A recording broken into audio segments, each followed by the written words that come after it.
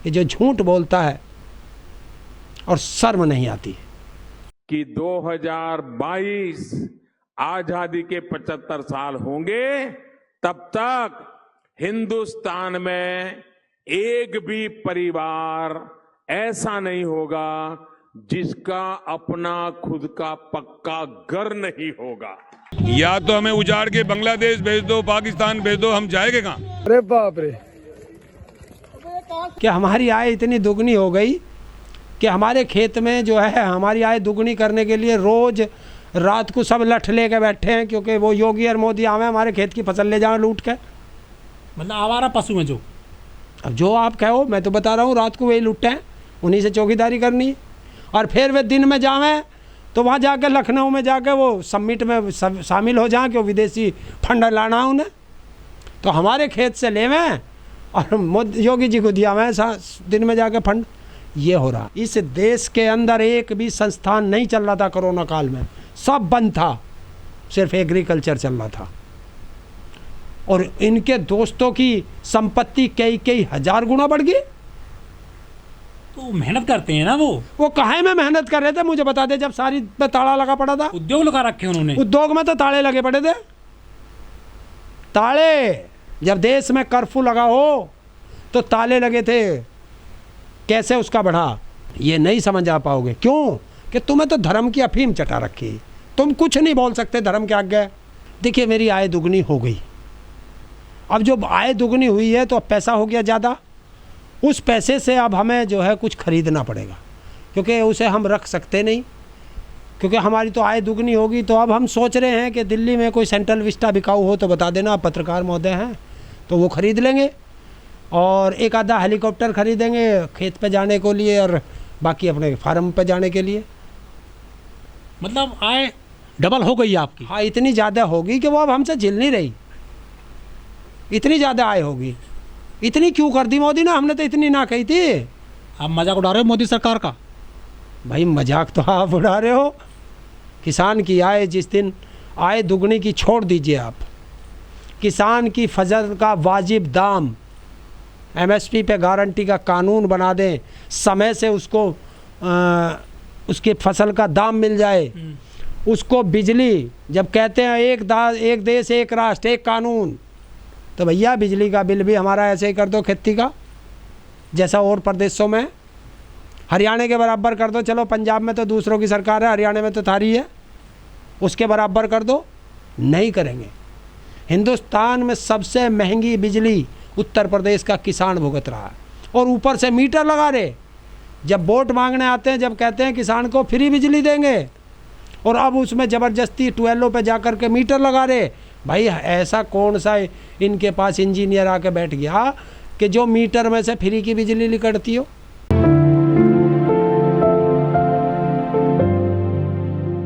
किसान के गन्ने का पेमेंट नहीं है, उसे अपने गन्ने का रेट का पता नहीं है, किस आलू का किसान रो रहा है। लेकिन मोदी सरकार किसानों को किसान सम्मान निधि भी दे रही है, 6,000 रुपये प्रति साल फ्री अनाज दे रही है गरीबों को। भाई उस जो 6,000 रुपये दे रही है, उसी से तो मैं बता रहा हूँ, उससे ही तो खरीदना। अब क्या मोदी के खिलाफ किसान जो हैं सारे संसद का टिकट खरीद देंगे उन 2,000 रुपये में। इसके खिलाफ चुनाव लड़ेंगे वे सारे किसान, क्योंकि इतने मालदार हो गए, अब उन पर पैसा थमेगा नहीं। लेकिन कुछ तो कर रही है सरकार किसानों के लिए। क्या कर रही? किसान सम्मान निधि दे रही है, कम है क्या ये? अपमान निधि है, सम्मान निधि नहीं, अपमान निधि है, लूट निधि है। मैं कह रहा हूँ 2000 में 500 रुपये पर मंथ पड़ते हैं, 17 रुपये रोज पड़ते हैं, 2 कप चाय नहीं पीने का, मानोगे? अच्छा। हाँ, एक गैस का सिलेंडर जो हम 400 रुपये में खरीद रहे थे, आज जो है वो 1100 रुपये का आ रहा। लेकिन गैस तो पूरी दुनिया में महंगी हो रही है ना। क्यों हो रही? यार तुम्हारी जुबान है, मैं आपको नहीं कह रहा, मोदी को संबोधित करके कह रहा हूँ। मोदी की जुबान है, क्या है? 400 रुपये का सिलेंडर था तो महंगा था, 1100 का सिलेंडर है तो सस्ता है। जो कौन सा फार्मूला मुझे बताओ? 140 रुपये, $140 का एक बैरल क्रूड ऑयल आता था, तब देश में 60 रुपये लीटर पेट्रोल मिलता था। आज यहाँ क्रूड ऑयल 70 डॉलर का आ रहा है और यहाँ पेट्रोल 100 रुपये लीटर बिक रहा। तो ये कौन सा फार्मूला लगा के बेच रहे हैं? देखिए हमारे देश में 400 रुपये से और 1100 रुपये के बीच में 700 रुपये का अंतर है। ये 700 रुपये किसकी जेब में जा रहे हैं? उन धन्ना सेठों की जेब में जा रहे हैं जो इसके वे दो मित्र हैं। तेल पे ऐसे ही, गैस पे ऐसे ही, खाद पे ऐसे ही। तो ये कहाँ जा रहे हैं? तभी तो वे बढ़ते जा रहे हैं कि 2022 में हर व्यक्ति के सर पे छत होगी जो बेघर है। उन्हीं के तो मैं हर व्यक्ति के बेघर, और घर का क्या मतलब है? जिसका घर है उसका छीन के दोगे दूसरे को? भाई जो देश के अंदर है हर व्यक्ति के सर पे छत होगी। ये वादा किया था 2022 में, वो पूरा नहीं किया। और जिनके सर पे छत है उनकी छत छीन रहे हैं। दूसरी चीज़ आपने कहा वो रेलवे की ज़मीन है। मैं अभी एक शहताजी तुंजुम थे या कोई पत्रकार थे, उन्होंने एक स्कूल दिखाया, उसमें वो 80-85 से वहाँ स्कूल है और वो भी गवर्नमेंट का स्कूल है। तो वहाँ सरकारी पैसा क्यों लगाया गया? किसी भी सरकार ने लगाया हो।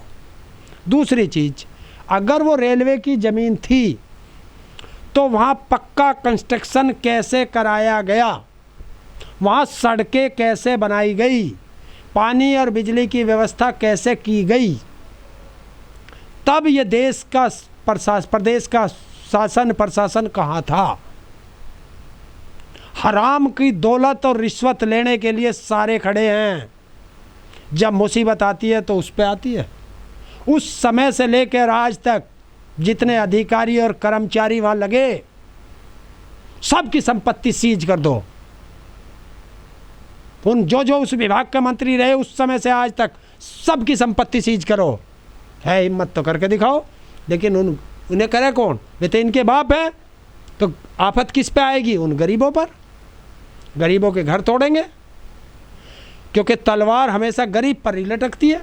लेकिन जो पीड़ित परिवार है वहाँ हल्द्वानी उत्तराखंड में, वो ज़्यादातर मुस्लिम समुदाय से आते हैं और संसद में करीब 2-2.5 दर्जन सांसद हैं जो मुस्लिम समुदाय से आते हैं। उन्होंने कहीं भी आवाज़ नहीं उठाई है उन परिवारों के लिए। आजकल जितनी ठंड भी पड़ रही है उत्तराखंड में भी। देखिए, मैं जाति और धर्म पे कोई बात नहीं करता। यहाँ से उंगली काटो, अपनी भी काटो और एक मुस्लिम की भी काटो, एक सिख की काटो, एक ईसाई की काटो, और ऐसे मिला दो खून डाल के। फिर बता देना ना कौन सा है इस देश का आदमी, के हिंदू का या मुस्लिम का।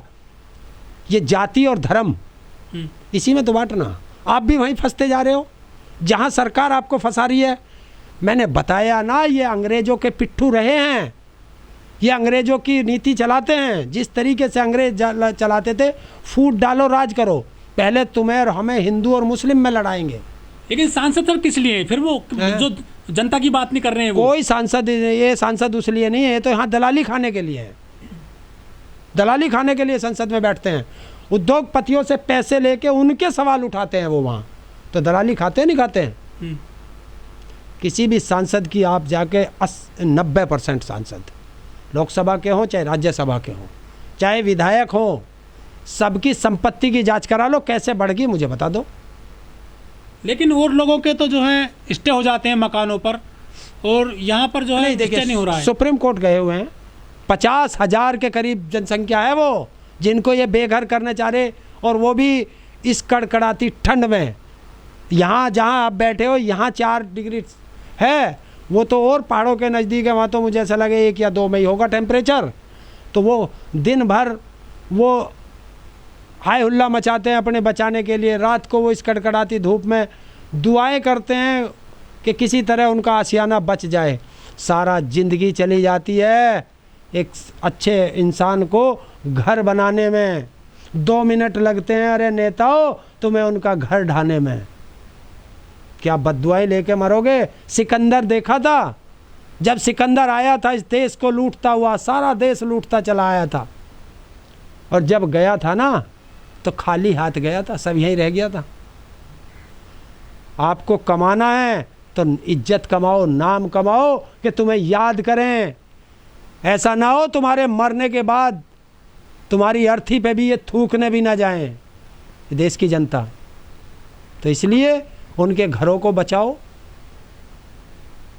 सबको लड़ो, सबको आवाज़ उठानी चाहिए, सबको उनका साथ देना चाहिए।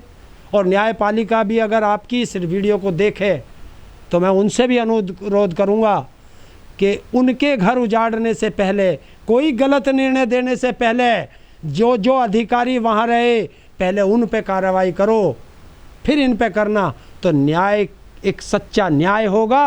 वरना न्यायपालिका पे भी उंगली उठना अब इन्होंने तैयारी कर दी है।